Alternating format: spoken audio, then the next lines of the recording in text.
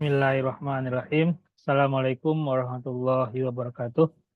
Yang sama-sama kita hormati Ibu dosen pengampu, Ibu Widiarini, SEMM PhD, Ibu Zulida yang sama-sama kita banggakan selaku rekan kerja, rekan tugas dalam kegiatan ini.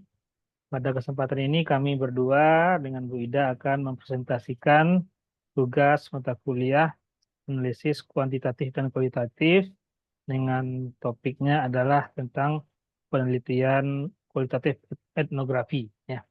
Jadi berdasarkan pembagian kelompok, maka kami dengan Bu Ida berdua satu kelompok akan mempresentasikan beberapa hal terkait dengan penelitian kualitatif dengan sifat etnografi ini. Mohon izin share screen ibu-ibu semua.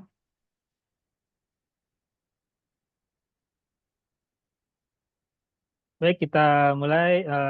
Ibu Bu dosen pengampu, Bu Diarini SEMM PhD, dan Bu Ida, di mana yang kita presentasikan ini adalah tugas mata kuliah analisis kuantitatif dan kualitatif dengan topik penelitian kualitatif etnografi. Kelompok ini terdiri atas dua mahasiswa, yaitu Hakadri Fitra dan Zulwida Rahmayeni. Nah, terlebih dahulu kita lihat pengertian secara umum terkait dengan apa yang dimaksud dengan penelitian kualitatif. Dari berbagai sumber yang kita cari, maka ada beberapa pengertian yang terkait dengan pengertian penelitian kualitatif. Pertama itu menurut Bogdan dan Taylor tahun 1975. Menurut Bogdan dan Taylor mengatakan bahwa penelitian kualitatif adalah semua prosedur penelitian yang menghasilkan data deskriptif berupa kata-kata tertulis atau lisan dari orang-orang yang berperilaku dan dapat diamati. Nah, di sini disebutkan bahwa pendekatan kualitatif diarahkan pada latar dan individu tersebut secara holistik atau secara utuh. Jadi dalam hal ini tidak boleh mengisolasikan individu atau organisasi ke dalam variabel atau hipotesa, tetapi perlu memandangnya sebagai bagian dari suatu keutuhan. Kemudian pendapat kedua dari Keir dan Miller tahun 1986. Menurut mereka, penelitian kualitatif adalah tradisi tertentu dalam ilmu pengetahuan sosial yang secara fundamental bergantung pada pengamatan manusia, baik dalam kawasannya maupun dalam peristilahannya. Kemudian pendapat ahli yang ketiga yaitu David William tahun 1995 menyebutkan bahwa penelitian kualitatif adalah pengumpulan data pada suatu latar alamiah dengan menggunakan metode-metode alamiah dan dilakukan oleh orang atau peneliti yang tertarik secara alamiah. Kemudian menurut Denzin dan Lincoln tahun 87, penelitian kualitatif adalah penelitian yang menggunakan latar alamiah dengan maksud menafsirkan fenomena yang terjadi dan dilakukan dengan jalan melibatkan berbagai metode yang ada. Dan sini terakhir menurut Tariq and Woodman tahun 2013 mengatakan bahwa qualitative method have been increasingly accepted by the health research community in the past 2 decades, with a rise in the publication of qualitative studies. Jadi kalau kita lihat kualitatif ini memang berbeda dari kuantitatif yang sama-sama kita pelajari selama ini, mana terdapat beberapa aspek yang membedakannya, di mana dalam tertentu bahwa kualitatif ini lebih bersifat induktif ya. Kalau kita kuantitatif kan enggak deduktif ya, deduktif. Nah, kemudian untuk tipe samplingnya dalam kualitatif ini bisa dalam bentuk convenient atau volunteer sampling, kemudian snowball sampling, kemudian purposive sampling, dan theoretical sampling.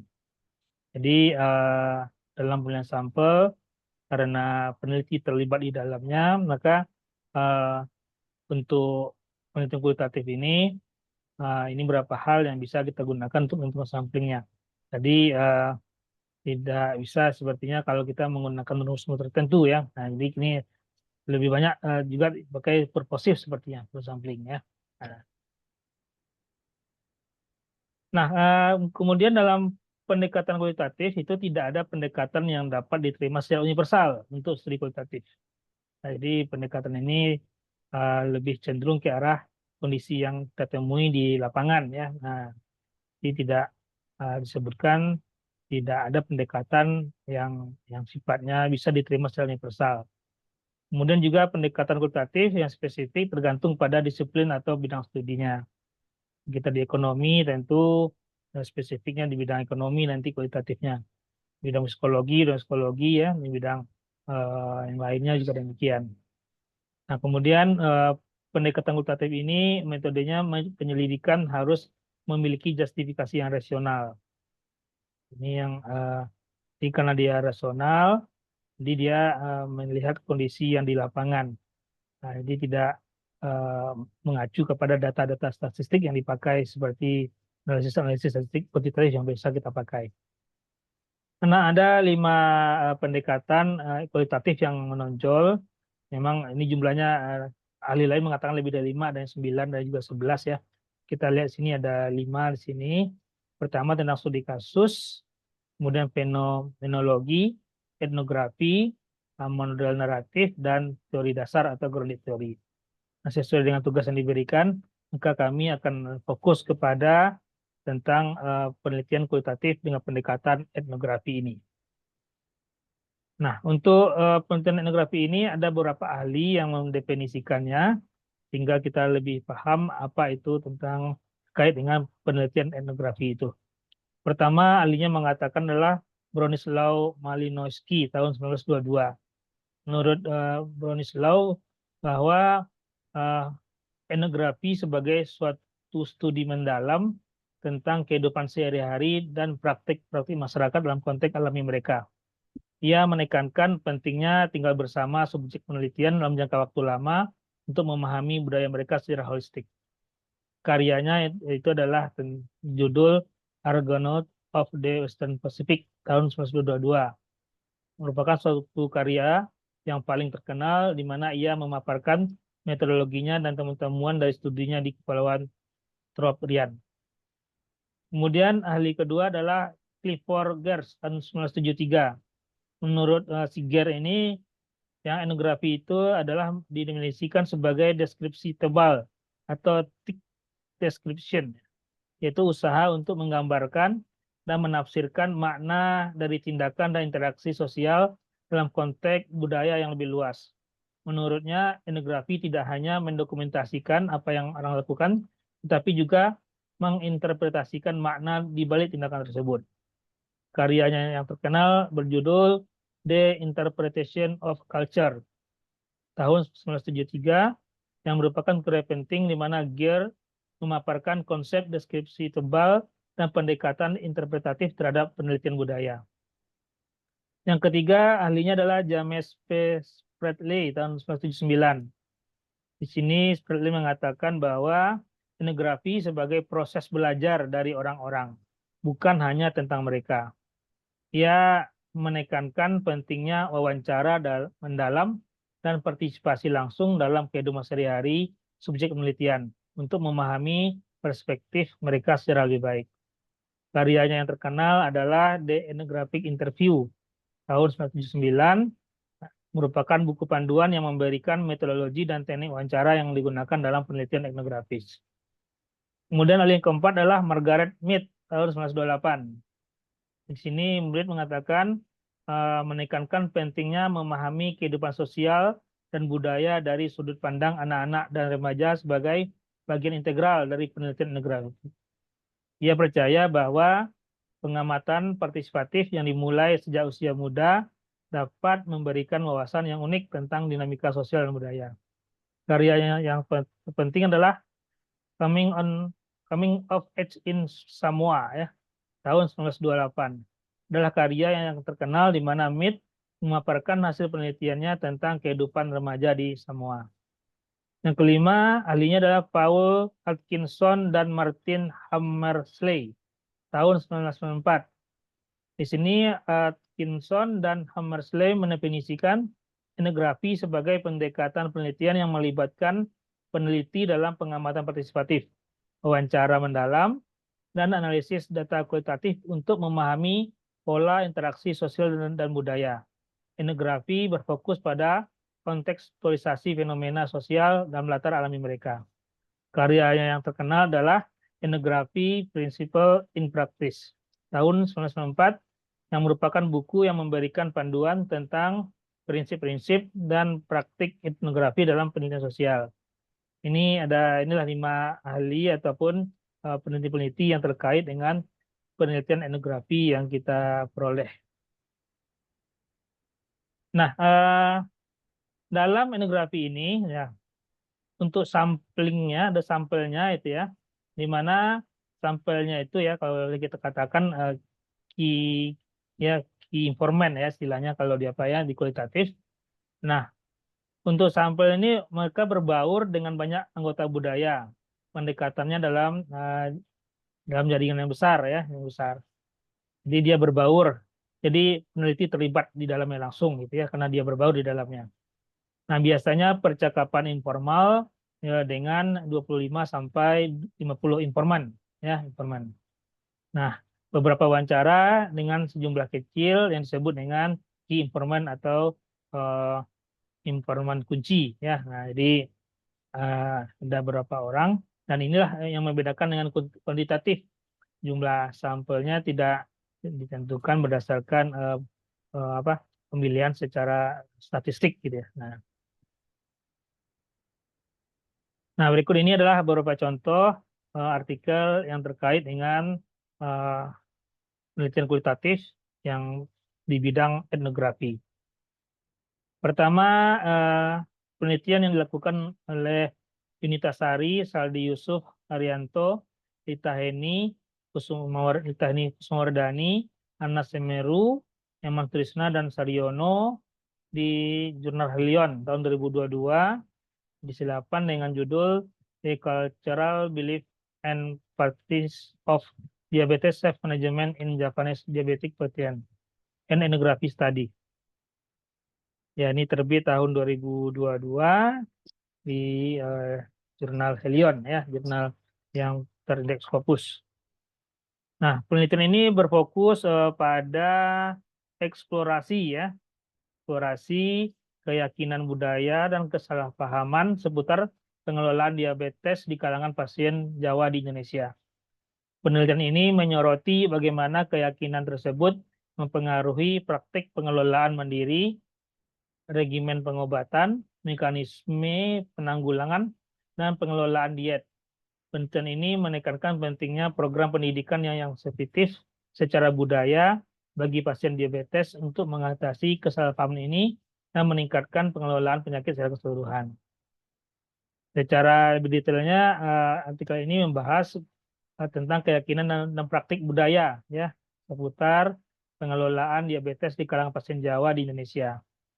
Artikel ini mengeksplorasi bagaimana keyakinan budaya tersebut memengaruhi pengelolaan mandiri, regimen pengobatan, mekanisme penanggulangan, dan pengelolaan diet di antara pasien diabetes. Penelitian ini menyoroti tentang kesalahpahaman tentang diabetes, penggunaan tanaman obat di samping pengobatan modern, penanggulangan stres melalui agama, dan kesulitan dalam mengelola diet saat acara sosial. Artikel ini menekankan pentingnya memahami dan mengatasi keyakinan budaya dalam pengelolaan diabetes, serta menyarankan perlunya program pendidikan yang sensitif secara budaya bagi pasien diabetes di Jawa. Penelitian ini didukung oleh Kementerian Pendidikan dan Kebudayaan, Riset dan Teknologi Indonesia. Nah, penelitian ini bertujuan untuk mengeksplor ya dan memahami keyakinan dan praktik budaya seputar pengelolaan diabetes di kalangan pasien di Jawa ya, di Indonesia.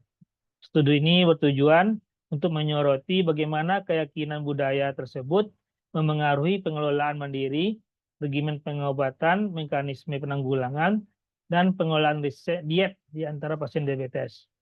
Selain itu, penelitian ini berusaha untuk menekankan pentingnya mengatasi keyakinan budaya dalam mengelola diabetes dan menyarankan perlunya program pendidikan yang sensitif secara budaya bagi pasien diabetes di Jawa.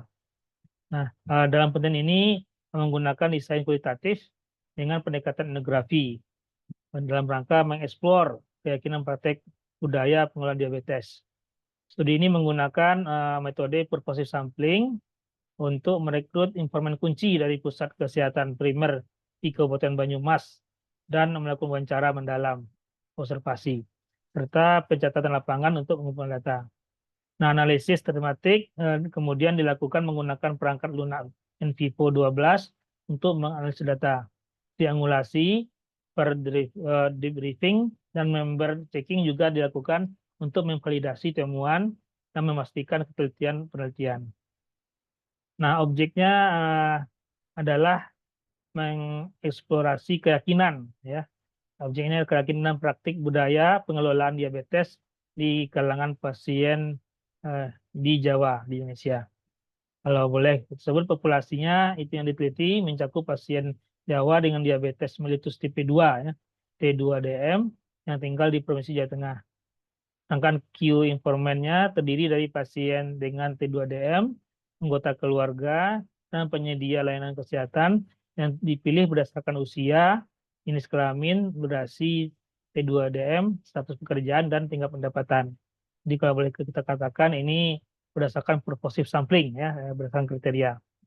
Nah, hasilnya ada 4 temuan, ya. Pertama, kesalahpahaman tentang diabetes dan pengelolaannya, seperti keyakinan tentang berbagai jenis diabetes, efek nasi dingin terhadap kadar gula darah, dampak insulin pada kerusakan organ, kemungkinan sembuh dari diabetes, dan manfaat berjalan tanpa alas kaki.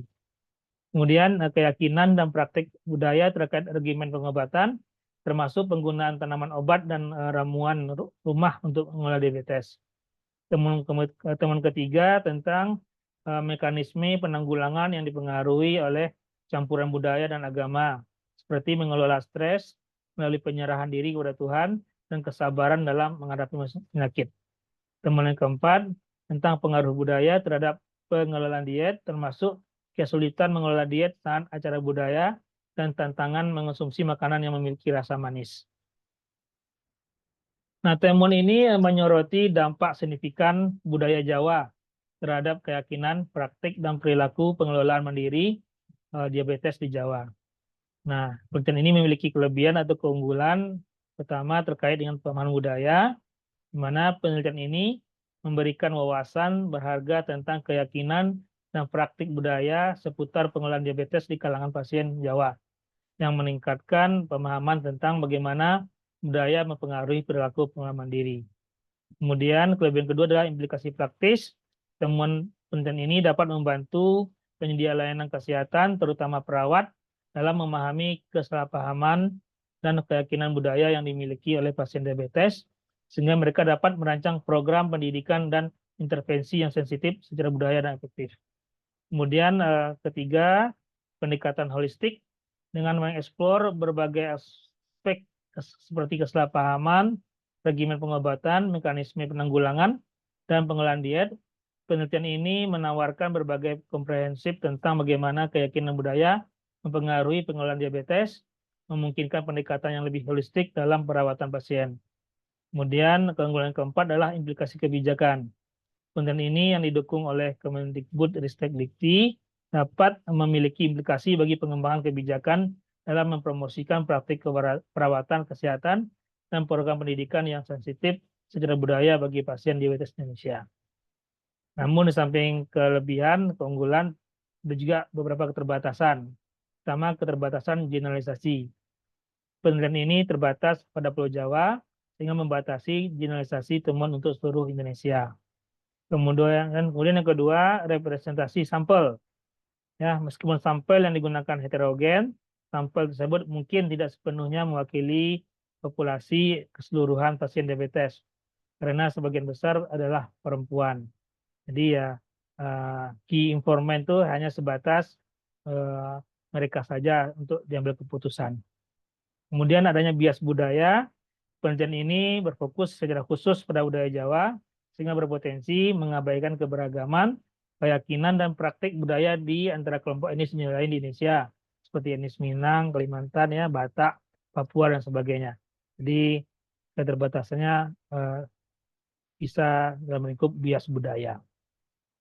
Itu artikel pertama. Yang kedua terkait dengan penelitian kuantitatif etnografi ini adalah yang berjudul Goal Conflict and Contested Conduct, Large and Small Scale Meaning Subjectivities in Indonesia, yang diteliti oleh Matthews Libasi dan terbit di jurnal Geoform tahun 2024, baru ini, ya, baru.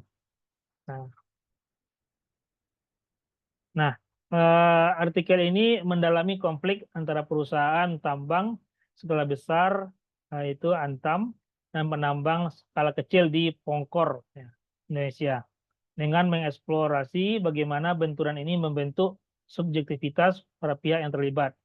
Artikel ini membahas dinamika kekuasaan, proses pembentukan subjek, dan narasi yang bersaing seputar interaksi sumber daya di wilayah tersebut. Terus ini juga menyentuh kompleksitas dan tantangan penambangan di Indonesia, termasuk isu-isu terkait gender, pengaturan tenaga kerja, hak atas properti, dan dampak lingkungan. Di penelitian yang dilakukan oleh Matthews ini adalah mengeksplor, ya, konflik di antara penambang emas skala besar dan skala kecil di Pongkor, Indonesia, dengan fokusnya bagaimana konflik ini mempengaruhi subjektivitas para pihak yang terlibat. Artikel ini membahas bagaimana tambang industri milik negara dan penambang kecil tanpa izin bersaing memperebutkan deposit emas yang menghasilkan berbagai bentuk pembentukan subjek. Studi ini meneliti bagaimana perusahaan tambang, penambang skala kecil, dan karyawan perusahaan semuanya terlibat dalam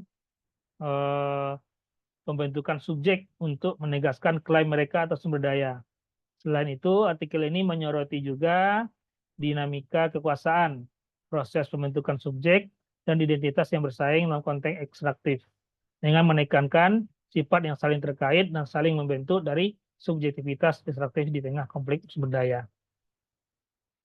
Nah, tujuan dari penelitian ini adalah untuk mengeksplorasi dan menganalisis konflik antara penambang emas skala besar dan skala kecil di wilayah Pongkor, Indonesia, dengan fokus pada bagaimana konflik ini membentuk subjektivitas para pihak yang terlibat. Studi ini bertujuan untuk memahami dinamika kekuasaan, proses pembentukan subjek, dan identitas yang bersaing dalam konteks ekstraktif, khususnya dalam konteks konflik sumber daya antara tambang industri milik negara dan penambang kecil tanpa izin. Penelitian ini juga bertujuan untuk menyoroti kompleksitas dan tantangan aktivitas penambangan di Indonesia, termasuk isu-isu yang terkait dengan gender, pengaturan tenaga kerja, hak atas properti, dampak lingkungan, dan manajemen sumber daya berbasis masyarakat. Penelitian ini menggunakan kombinasi metode etnografi, termasuk wawancara dan observasi partisipatif, untuk mempelajari konflik antara penambang emas skala besar dan skala kecil di Pongkor, Indonesia. Peneliti di sini melakukan wawancara dengan berbagai pemangku kepentingan, termasuk penambang skala kecil, pemimpin masyarakat, dan karyawan tambang industri, untuk mengumpulkan sudut pandang yang beragam tentang subjek tersebut. Pengambilan sampel atau key informant dilakukan secara purposif untuk memastikan sampel yang mewakili anggota masyarakat. Selain itu, peneliti melakukan observasi partisipatif dengan mengunjungi tambang industri dan melakukan wawancara dengan karyawan Antam untuk memahami pengalaman dan pandangan mereka tentang aktivitas penambangan tanpa izin. Objek ini adalah untuk mempelajari konflik antara penambang emas skala besar dan skala kecil di Pongkor, Indonesia, dengan fokus bagaimana konflik tersebut mempengaruhi subjektivitas. Populasi yang diteliti meliputi berbagai pemangku kepentingan seperti penambang skala kecil, pemimpin masyarakat, karyawan tambang industri, dan penduduk tambang di Pongkor. Nah, key informantnya terdiri dari individu dari 3 desa di mana produksi emas tanpa izin adalah sumber pengiriman utama.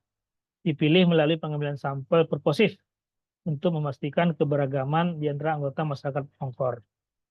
Nah, hasil penelitian menyoroti dinamika kekuasaan, proses pembentukan subjek, dan identitas yang bersaing dalam konteks ekstraktif, khususnya dalam konflik antara penambang emas skala besar dan skala kecil di Pongkor, Indonesia.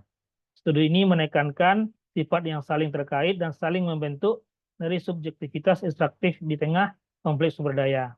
memberikan pemahaman yang lebih tentang kompleksitas dan tantangan yang dihadapi oleh pemangku kepentingan dalam industri pertambangan di Indonesia.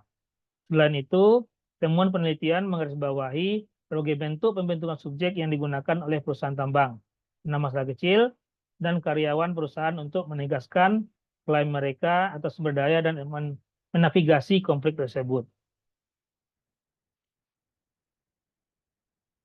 Nah, penelitian ini memiliki keunggulan meliputi bahwa sudah adanya eksplorasi mendalam tentang dinamika kekuasaan, proses pembentukan subjek, dan identitas yang bersaing dalam konteks ekstraktif, khususnya dalam konflik antara penambangan skala besar dan skala kecil di Pongkor. Studi ini memberikan pemahaman tentang kompleksitas dan tantangan yang dihadapi oleh pemangku kepentingan dalam industri pertambangan, memberikan wawasan berharga tentang sifat yang saling terkait dan saling membentuk dari subjektivitas ekstraktif di tengah konflik sumber daya. Selain itu, temuan penelitian menawarkan pemahaman yang lebih nuansif ya tentang bagaimana berbagai pemangku kepentingan menegaskan klaim mereka atas sumber daya dan menavigasi konflik melalui berbagai bentuk pembentukan subjek. Nah, selain keunggulan, tentu ada juga keterbatasan dalam penelitian ini, yaitu adanya potensi bias atau subjektivitas dalam pengumpulan dan analisis data. Dan itu biasa karena kualitatif ya. Kualitatif memang salah satu sifatnya adalah subjektivitas. Tentu di situ letak biasnya ya. Nah, kemudian keterbatasan kedua adalah tantangan untuk mengeneralisasi temuan di luar konteks spesifik Pongkor Indonesia. Selain itu, ketergantungan studi ini pada metode etnografi mungkin membatasi cakupan pengumpulan data dan kemampuan untuk mendapatkan pemahaman komprehensif tentang dinamika kompleks yang terjadi dalam konflik pertambangan. Selain itu juga, penelitian ini mungkin dibatasi oleh posisi peneliti dan akses terhadap pemangku kepentingan atau informasi tertentu yang dapat memengaruhi kedalaman dan luas wawasan studi. Namun kalau melihat yang dilakukan, maka penelitian yang dilakukan ini memang lebih mendalam karena peneliti terlibat langsung dan terjun langsung ke lapangan, mewawancarai observasi terhadap subjek dan objek yang diteliti. Berbeda kalau sedalam kuantitatif tentu tidak sedalam kualitatif ini. Kemudian artikel ketiga itu adalah yang berjudul Economic Freedom or Crypto Colonials, Materialities of Bitcoin Adoption in El Salvador. Kemudian ini dilakukan oleh Ruchi Patel dan terbit di jurnal Geoforum tahun 2024, baru juga. Ini diteliti di negara El Salvador.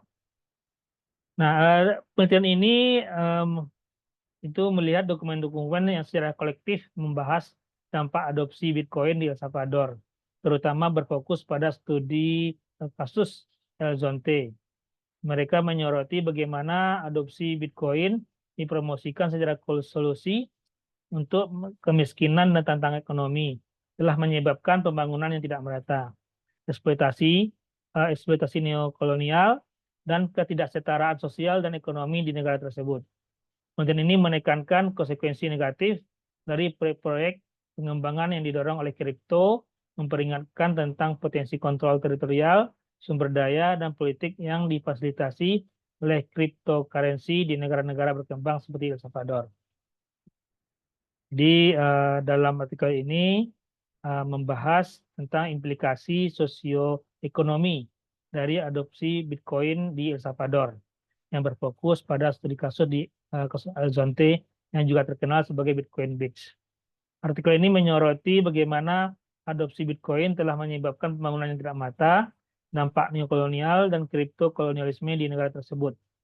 Nah, temuan dalam ini menunjukkan bahwa adopsi Bitcoin tidak membawa manfaat yang dijanjikan berupa kebebasan ekonomi dan inklusi keuangan bagi orang miskin, namun justru memungkinkan eksploitasi dan memperburuk ketidaksetaraan sosial dan ekonomi.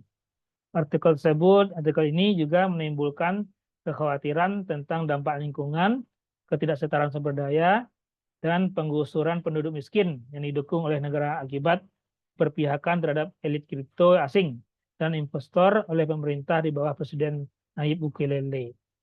ya Presiden Nayib Bukele. Ya. Tujuannya dari penelitian ini adalah untuk menyelidiki dan menganalisis implikasi sosioekonomi dari adopsi Bitcoin di El Salvador, terutama berfokus pada studi kasus yang menurut Zonte. Ya. Nah, tujuan ini memberikan pemahaman yang lebih baik tentang manfaat dan konsekuensi sebenarnya dari adopsi Bitcoin bagi masyarakat lokal, serta untuk mengkaji peran investor asing, kebijakan pemerintah, dan pembangunan yang didorong oleh kripto dunia ketiga. Ya, oleh kripto di dunia ketiga ya. Penelitian ini juga bertujuan untuk meningkatkan kesadaran tentang eksploitasi neokolonial, ketidaksetaraan sosial dan ekonomi, dan potensi bahaya yang terkait dengan kripto kolonialisasi di negara-negara berkembang seperti El Salvador.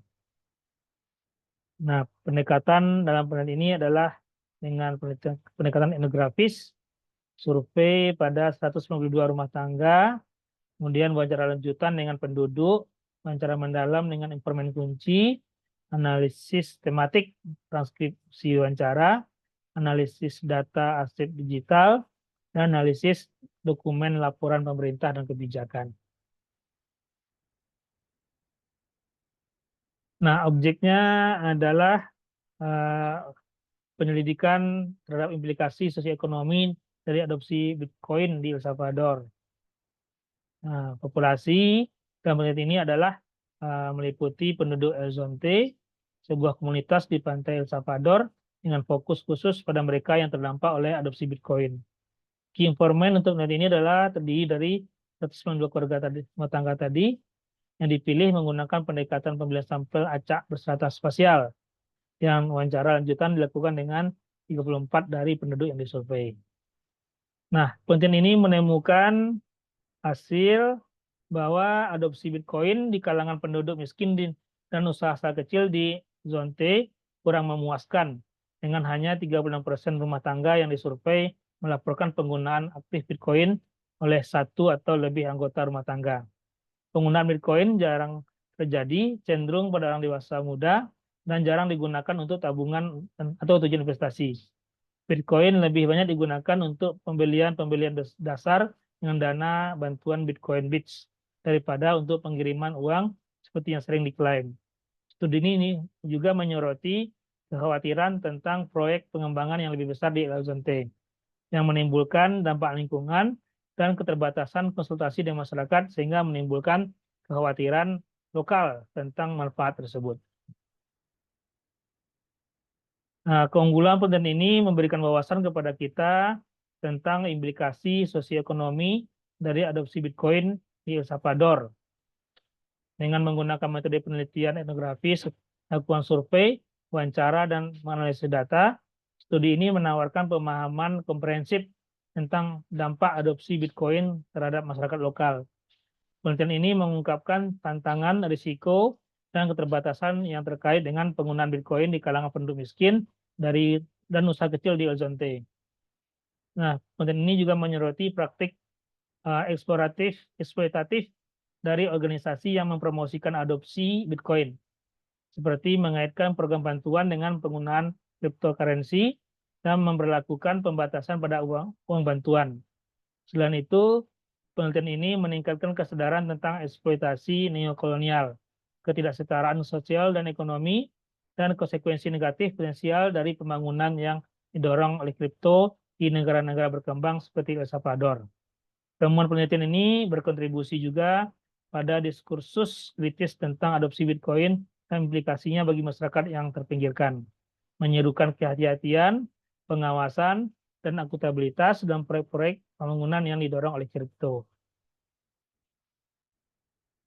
Namun, juga penelitian ini memiliki keterbatasan.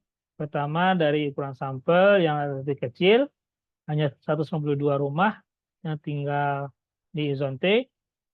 Zonte itu kita tahu juga adalah kota yang cukup padat ya, padat. Nah, yang mungkin tidak sepenuhnya mewakili beragam pandangan dan pengalaman di seluruh komunitas.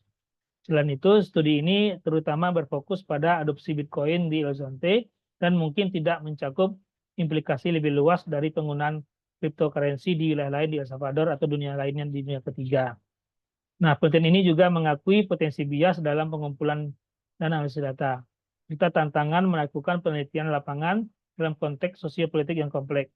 Selain itu, studi ini tidak secara mendalam mengeksplorasi pandangan pejabat pemerintah atau organisasi eksternal yang terlibat dalam mempromosikan adopsi Bitcoin di El Salvador, yang kemungkinan dapat memberikan wawasan tambahan tentang dinamika proyek-proyek pembangunan yang didorong oleh kripto. Baik, untuk artikel keempat, kita persilakan kepada Bu Ida. Silakan Bu Ida. Baik, terima kasih Pak Ad. Izin Ibu Vidya.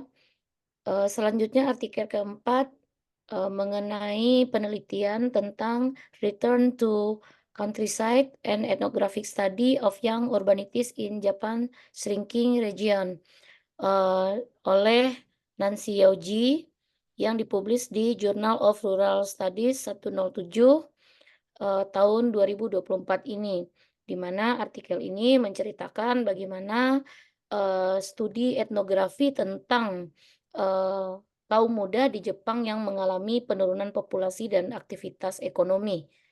Di mana penelitian ini menceritakan bagaimana peneliti meneliti sesuatu hal yang kembali ke ranah pedesaan. Di mana paper ini menggali dinamika mobilitas pedesaan di Jepang dengan fokus pada migrasi urban rural, perubahan gaya hidup, dan upaya revitalisasi komunitas.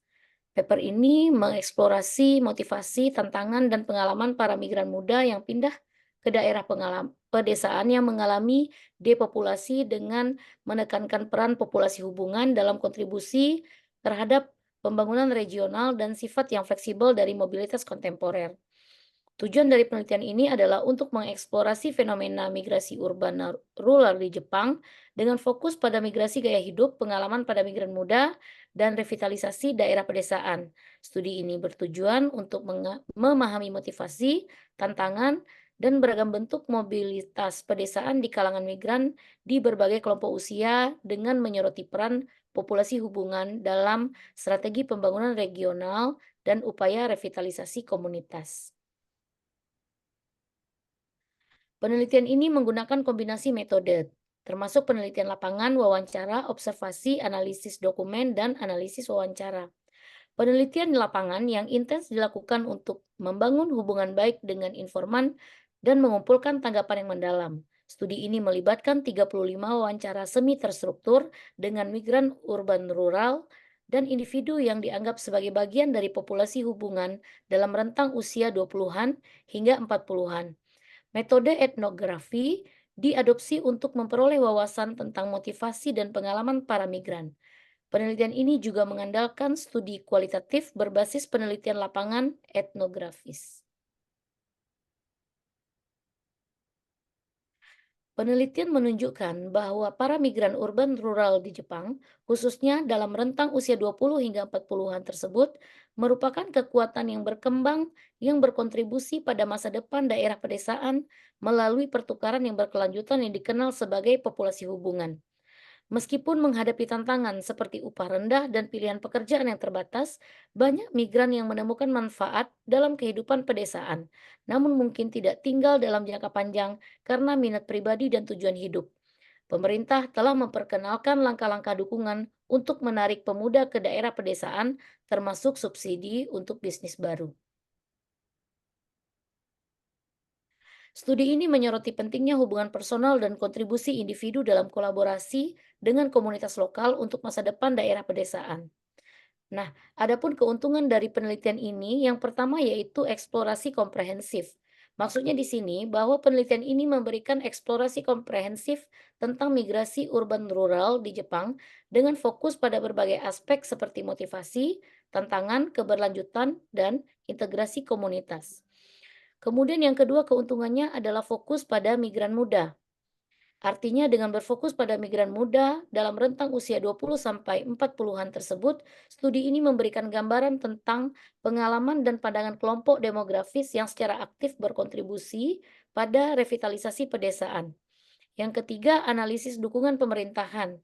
Bahwa penelitian ini membahas langkah-langkah dukungan pemerintahan untuk menarik pemuda ke daerah pedesaan, memberikan wawasan tentang implikasi kebijakan dan inisiatif yang bertujuan untuk mengatasi depopulasi pedesaan. Yang keempat, konsep populasi hubungan. Artinya studi ini memperkenalkan dan membahas konsep populasi hubungan yang menawarkan sudut pandang baru tentang pertukaran pedesaan dan revitalisasi komunitas di luar paradigma migrasi tradisional. Yang kelima, pendekatan etnografis, bahwa penggunaan metode etnografi, wawancara, dan penelitian lapangan meningkatkan kedalaman dan kekayaan temuan penelitian, memberikan pemahaman yang rumit tentang dinamika migrasi urban rural di Jepang. Yang keenam, wawasan interdisipliner. Dengan merujuk pada berbagai artikel penelitian dan buku tentang migrasi, studi pedesaan, dan geografi penduduk, penelitian ini menggunakan wawasan interdisipliner untuk menawarkan pandangan holistik tentang mobilitas urban rural di Jepang. Untuk keterbatasan dari penelitian ini meliputi, yang pertama, ukuran sampelnya yang kecil. Bahwa studi ini mengakui bahwa ukuran sampel yang dipilih yaitu sebanyak 35 wawancara semi terstruktur sehingga dapat membatasi generalitabilitas temuan. Yang kedua, subjektivitas metode kualitatif, bahwa sifat kualitatif penelitian ini yang mengandalkan wawancara dan metode etnografis dapat memperkenalkan subjektivitas dalam interpretasi dan analisis data. Tiga, kurangnya perspektif jangka panjang, bahwa penelitian ini berfokus pada pengalaman para migran urban rural dalam jangka pendek tanpa mendalami dampak dari jangka panjang pada mereka terhadap komunitas pedesaan. Yang keempat, keterbatasan berbagi data, bahwa penulis tidak memiliki izin untuk membagikan data yang dikumpulkan selama penelitian yang dapat menghambat analisis lebih lanjut dan verifikasi hasil.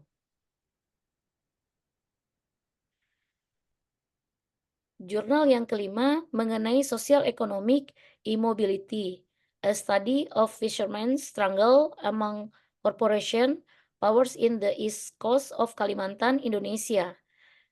Dengan penulis Setiadi Agus Yuliono Sonyeruri Satiti, yang dipublis di Universitas Gadjah Mada. Ya, penelitian ini membahas mengenai ketidakmobilitasan sosial ekonomi, sebuah studi mengenai perjuangan nelayan di tengah kekuasaan korporasi di pesisir timur Kalimantan, Indonesia. Artikel ini membahas tantangan yang dihadapi oleh nelayan di Handil Baru dan Sanipah di Kalimantan Timur, Indonesia, akibat perebutan sumber daya oleh elit, terbatasnya area penangkapan ikan, dan kendala teknologi.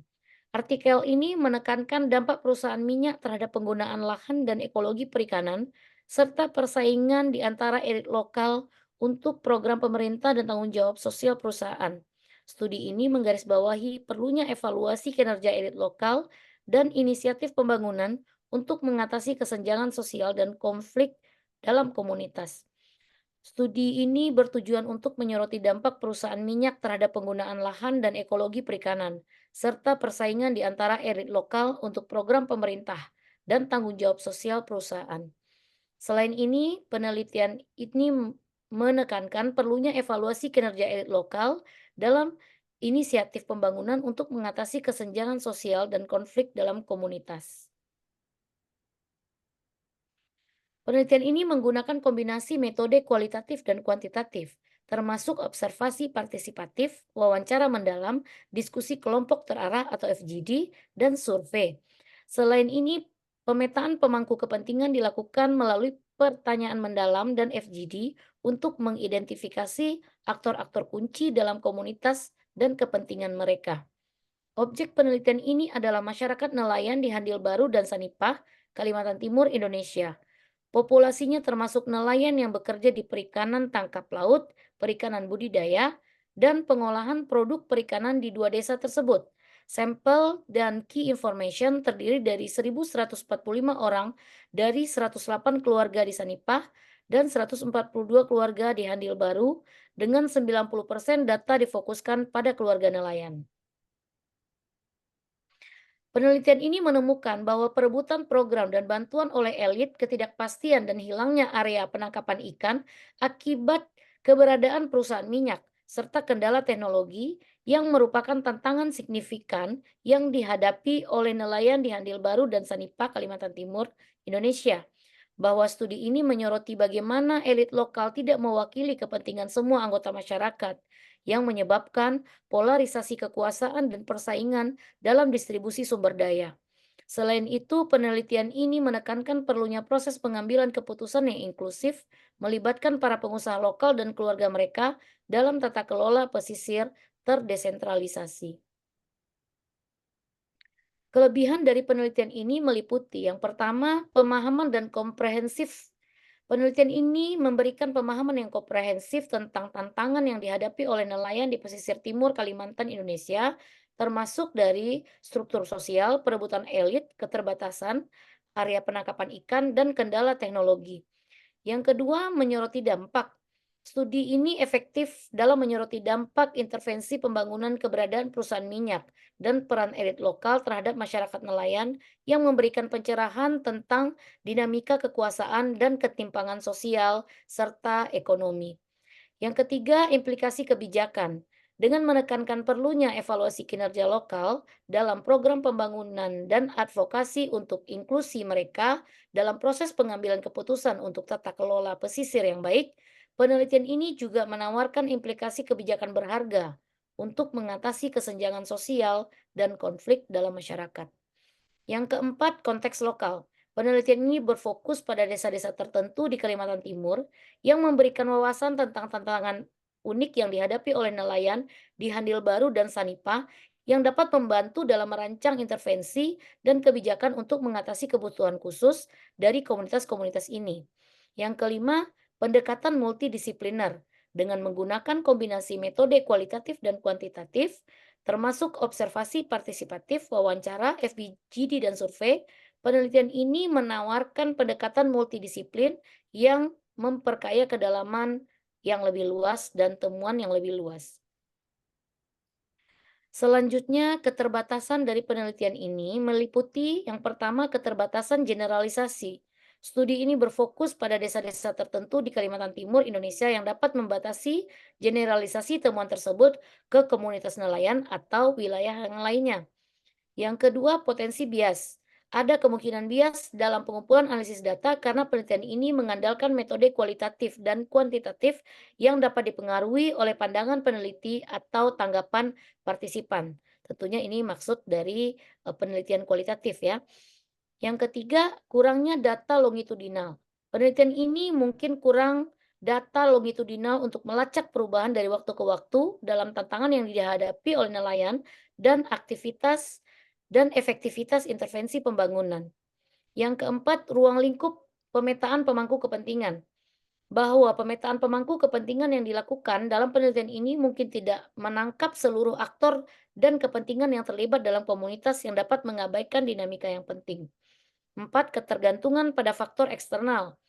Bahwa penelitian ini dapat dipengaruhi oleh faktor eksternal seperti kebijakan pemerintah, inisiatif perusahaan, kondisi sosial ekonomi yang dapat mempengaruhi interpretasi temuan.